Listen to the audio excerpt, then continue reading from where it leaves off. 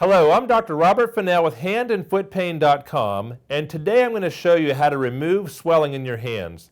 First of all, let's talk about some of the reasons you may be suffering with swelling in your hands. One of the most common factors is repetitive stress or trauma to the hands, or a prior injury to one of the hands. This can of course cause swelling. Some of the other causes could be pregnancy or obesity or even dietary imbalances, such as too much sodium and too little potassium in your diet. Some of the more serious causes could be heart disease, kidney and liver disorders, or even hormonal imbalances. Make sure you get evaluated by your primary healthcare provider if you have consistent swelling in your hands, because you don't want to let a condition go untreated. Now, if you want to reduce the swelling in your hands, let's talk about a few things you can do at home to cause that to happen. One of the most effective things you can do is elevate your hands above the heart level. If you get your hands over your heart level, that's going to cause a natural gravitational pull, so the swelling is going to flow from your hands up your limbs into your circulatory system. The second thing you can do is an ice bath. Place your hands in a bath of water for 10 to 15 minutes. You can do this once every 30 minutes with 30 minutes between sessions. This is going to help to cool the vessels and cool the tissues, constricting those tissues, which has a tendency to push the swelling out of your hands.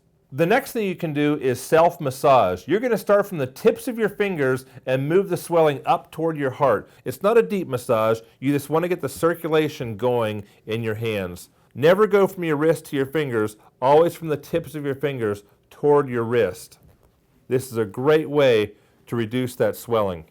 Another great thing you can do to improve circulation and thus reduce the swelling in your hands is become active. A lot of people have a sedentary lifestyle, and as a result, their circulation isn't really where it needs to be, and if your hands are swelling, that might be one of the causes. So simply doing brisk walking every day or cycling can start to get your heart pumping and your muscles contracting, and that's going to reduce that swelling in your hands.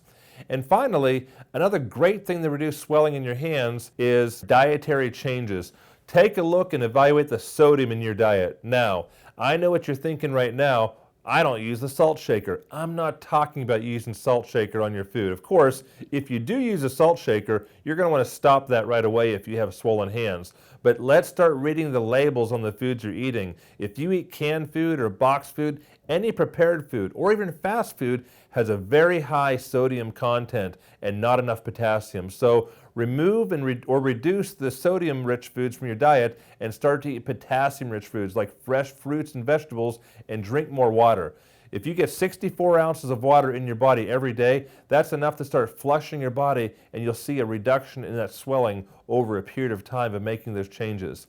Again, my name is Dr. Robert Fenell with handandfootpain.com, and I want to thank you for watching this video today on how to remove swelling from your hands.